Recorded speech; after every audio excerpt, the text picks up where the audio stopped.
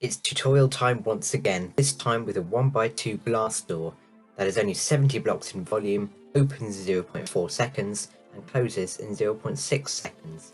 Not only is it almost the world record fastest, it's also extremely tiny. Without any further ado, let's get started. So as always, we're going to start with the layout. So the first thing to do is come to the right hand side, place 2 sticky pistons facing towards the left, just like that. The next thing you want to do is come to the left hand side of your hallway and place 2 blocks like this. I advise that these blocks are the same as these 2 here, but it doesn't really matter. Now come on top of the 2 blocks you just placed, count 1, 2, 3, remove the first 2, and then place 2 regular pistons facing downwards like that, and then do a very similar thing on the bottom. So count 1, 2, 3 temporary blocks, 2 regular pistons facing upwards like this, and then remove those pistons. Now you want to do something slightly more ridiculous here.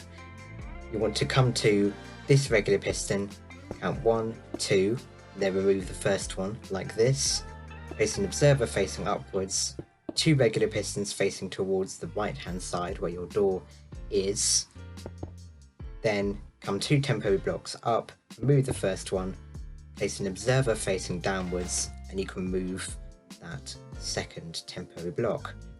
Then place 2 blocks of any sort. I'm just going to be using end rods because they look the coolest in this situation. They can really be anything. And then the last thing you want to do is just place a regular piston facing downwards here. That is your layout in place. It's time to do the wiring. So the first thing you want to do is basically start where we started for the layout. So just place the block on the lower sticky piston here, put redstone dust on top, then put a block here, a slab here, a block on top of that slab, a slab to the left of that block, a block on top of that slab, and a slab to the right of that block like this, and you can move that block. Place dust on all 4 of those slabs, place a sticky piston on top of this dust here, facing to the left, and then place an observer on the face of that sticky piston there. Then get your white concrete, or your wiring block basically, place it here, and then place another one to the right, redstone repeater on top of this block next to the slab on 3 ticks of delay, and redstone dust to the left like this. Believe it or not, that is actually your opening circuitry done. So if we give this a pulse, as you can see, that works absolutely flawlessly. No mistakes there. Let's continue. First things first, place a lamp on this bottom piston, adjacent to this bottom piston here. Place an observer on top of that lamp, a block on top of that observer, and then come to this bottom piston here, place an observer off it with the dot towards the left, and then place a block on that observer like so. Then place an observer here, a sticky piston on top of that observer, and an observer facing towards the left on the face of that sticky piston. And believe it or not, that is your closing done. So if we give this a quick pulse, you'll see it all works, and it also resets back into the same position as it was before as well.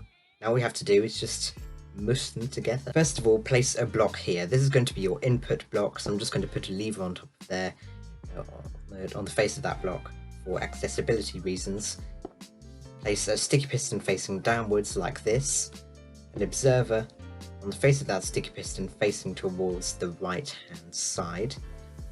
Then place a temporary block, place a hopper like this, and an observer on top of that hopper like so.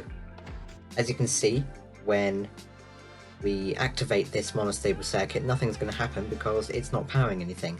But as soon as it powers that hopper, the door opens. Lovely stuff. Now come underneath this hopper once and then twice, and then remove this first one, place dust here on top of this block, place a temporary block here, another hopper here, remove this block, and then place an observer facing towards the left. And as you can see, the entire door is in place, in full working order, and I just love watching this thing work, don't you? Got such a sleek animation, and it only fits in 70 blocks of volume. It's a beautiful, beautiful door, and now you can have it in your own worlds too.